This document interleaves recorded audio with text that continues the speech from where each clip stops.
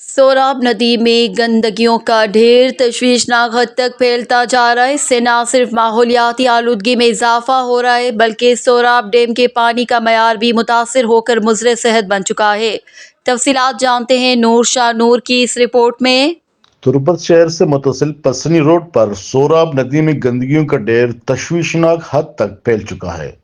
بلدیہ کا عملہ شہر کی ساری گندگیاں جن میں کوڑا کرکٹ، مرے ہوئے مال مویشیاں اور ان کے باقیات شامل ہیں، اس مقام پر پھینک کر چلے جاتے ہیں۔ اس دانستہ عمل سے ماحولیاتی آلودگی میں خطرناک حد سے اضافہ ہوتا جا رہا ہے، جبکہ بارشوں کے موسم میں ندی میں بہنے والا گندا پانی براہ راست سوراب ڈیم میں شامل ہو رہا ہے، جس کی وجہ سے نہ صرف ڈیم کی صفائی متاثر ہو رہی ہے بلکہ پانی کے معیار پر بھی منفی اثرات پڑ رہے ہیں۔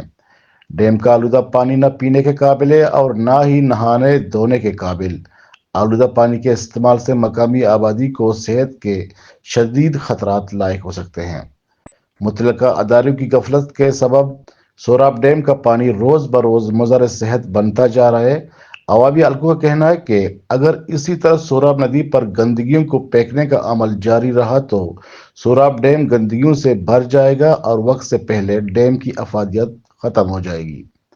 جس مقاصد کے لیے اس ڈیم کو تعمیر کیا گیا تھا وہ حاصل نہیں ہوں گے، جس میں قریبی آبادیوں کو پانی سپلائی کرنے کا منصوبہ بھی شامل ہے۔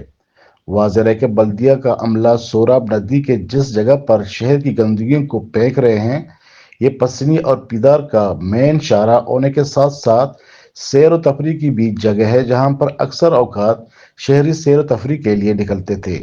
اب چونکہ یہاں پر گندگیوں کی وجہ سے ناقابل برداشت تحفظ اور دھوؤں کے گرد غبار پھیلا ہوا ہے، سیر و تفریح اپنی جگہ، اس مقام پر گزرنے والے مسافر بھی چند لمحوں کے لیے گھٹن محسوس کرتے ہیں۔